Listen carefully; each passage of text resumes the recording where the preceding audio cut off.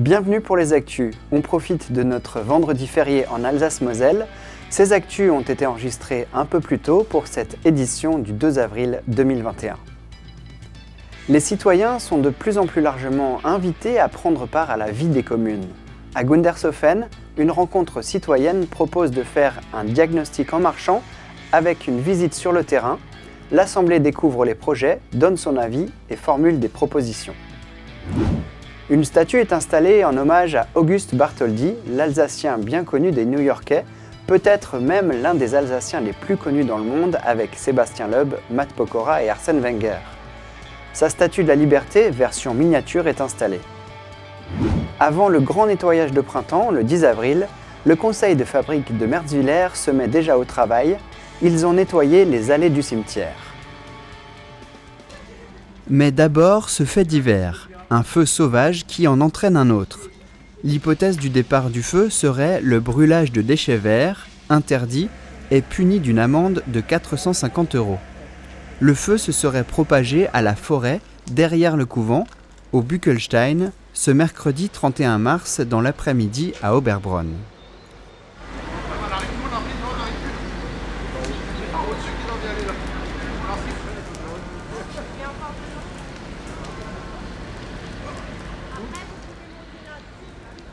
La fumée blanche se voyait de loin.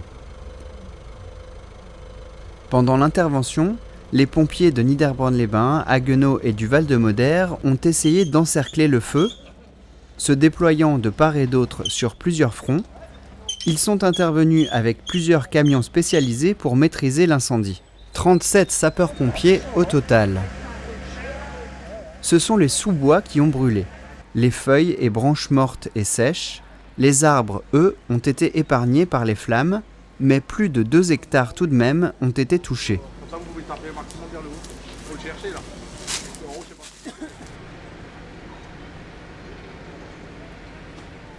À noter que presque la moitié des feux de forêt seraient causés par l'homme et sont liés à des imprudences.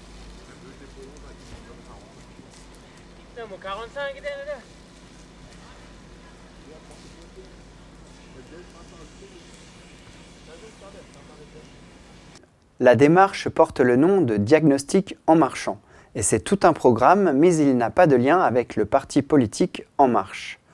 En marchant donc, les habitants sont invités à s'investir et à faire de la politique, c'est-à-dire à exprimer ce qu'ils pensent pour permettre une meilleure organisation de la société.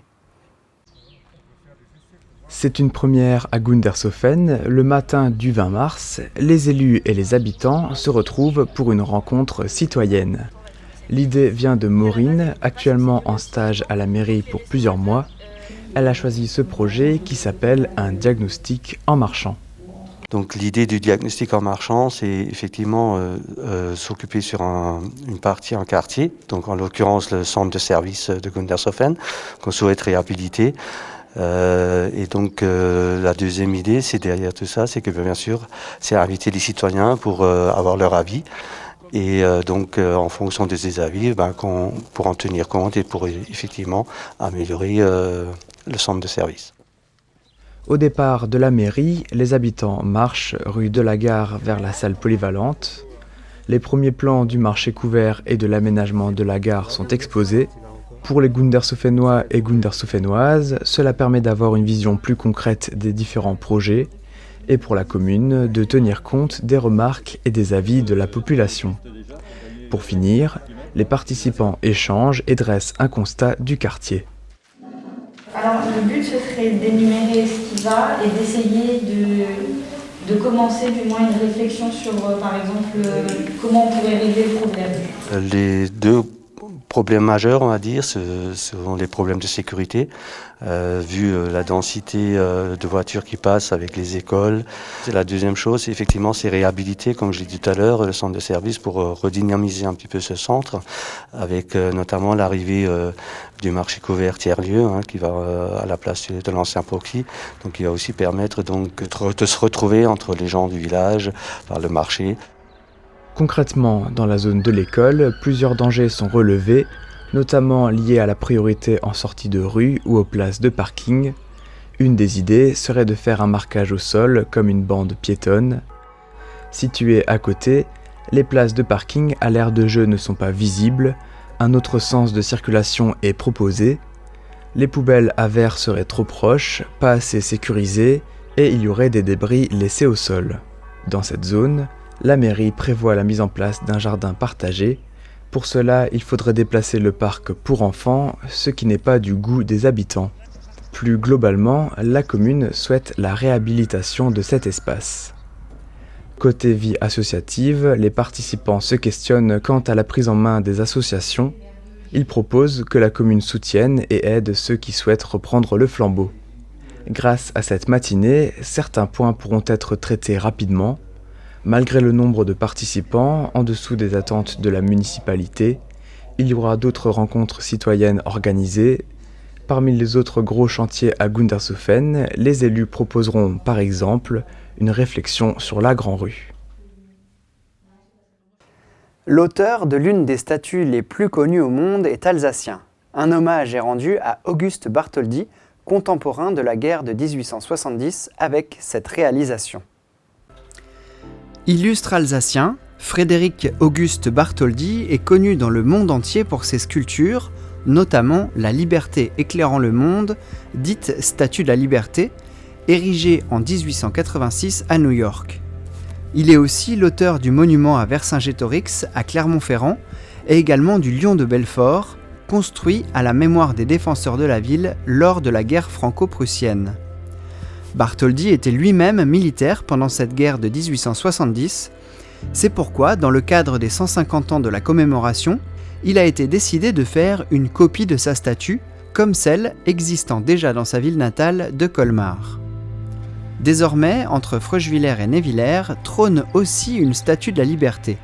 D'une hauteur plus modeste, seulement 5 mètres quand l'original fait 46 mètres, la nouvelle statue a été mise en place en quelques semaines seulement, mais il aura fallu une gestation de 9 mois en atelier et plusieurs tonnes de plâtre, de terre et d'acier.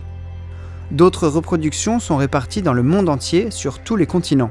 Il y aurait une trentaine de répliques en France, de nombreuses datent du début du siècle dernier, et la dernière a été installée en 2014 à Nice, sur le quai des États-Unis. Cette réalisation en appelle d'autres et l'idée d'un parcours touristique autour de reproductions d'œuvres d'Alsaciens est à l'étude, et un autre projet d'envergure est dans les cartons, une cigogne géante, symbole de l'Alsace. Elle pourrait être installée le long de la départementale 1062 pour attirer les voyageurs de passage, un peu comme le sanglier des Ardennes, Voynich.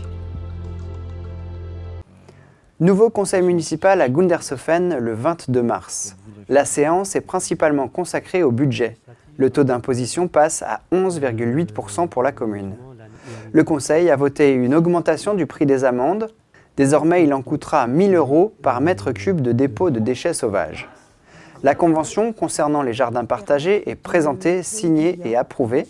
L'association Herbe Folle porte le projet situé à l'aire de jeu à côté des écoles. Au programme, un temps d'observation, des lasanes végétales, puis des plantations et des panneaux d'information pour susciter l'intérêt des habitants. Enfin, la commune a dévoilé son nouveau logo. Prochaine séance, fin mai. Le cimetière catholique de Merzwiller n'est pas communal. L'entretien est effectué par le conseil de fabrique de la ville. On prend les outils et on se met au travail. Le conseil de fabrique de la paroisse Saint-Michel de Merzwiller fait comme chaque année le nettoyage de printemps du cimetière. Le samedi 20 mars, une dizaine de bénévoles a répondu à l'appel, lancé sur les réseaux sociaux et autres médias locaux. Alors aujourd'hui, principalement, c'est le balayage des allées, éventuellement la coupe des buissons et des petits haies. On a fait au mois d'octobre l'année dernière, on a déjà fait, donc il n'y a pas grand-chose pour l'instant. Il faut quand même entretenir. Si on ne le fait pas, les mauvaises herbes et tout ça, ça monte vite. Donc on le fait 2 fois par an. Au printemps et avant la Toussaint.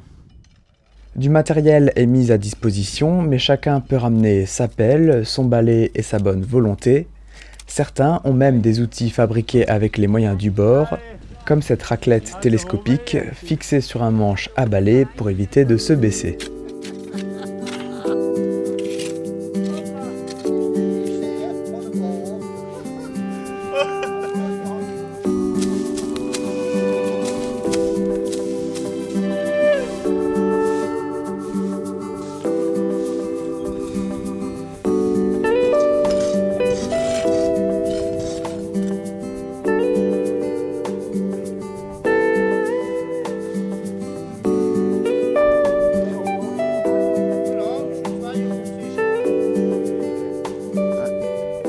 Le conseil de fabrique de Merzwiller est composé de 5 bénévoles.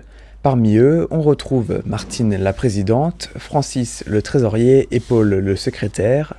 Ils s'occupent de la surveillance et de l'entretien du cimetière et des bâtiments de la paroisse. Il y a l'église à l'extérieur et à l'intérieur, le cimetière, le foyer et la maison des sœurs qui est louée. Et en plus, oui, il y a le presbytère. Donc là, récemment, on a dû changer la chaudière. Ah, c'est même en cours encore. Voilà, donc on a de quoi faire. L'équipe réalise chaque année de nombreux travaux. Au foyer Don Bosco, le plafond a été rabaissé il y a 5 ans, l'isolation changée il y a 3 ans et le sol refait il y a 2 ans. Récemment, ils ont aménagé un jardin du souvenir. Les abords seront finalisés prochainement. Les prochains travaux, c'est la taille des platanes qui se trouvent sur le terrain en face du foyer. Donc ça, c'est fait tous les ans au mois d'avril, avant que ces arbres ne soient en feuilles. Le conseil de fabrique a rénové un appartement sur la partie avant du foyer. Ils ont lancé un appel pour trouver les prochains locataires. N'oubliez pas, ce lundi, la diffusion des auditions de l'EMCN, l'école de musique du canton de Niederbronn, à 8h30, 16h30 et 18h30. Et tout de suite, dans l'interview de la semaine, rencontre avec Nathalie Hawks. Elle nous présente son nouveau roman, L'Animal. À suivre, une nouvelle chronique sur l'e-sport, cette semaine direction la Corée. Merci d'avoir regardé les actus. Rendez-vous vendredi prochain et d'ici là, portez-vous bien.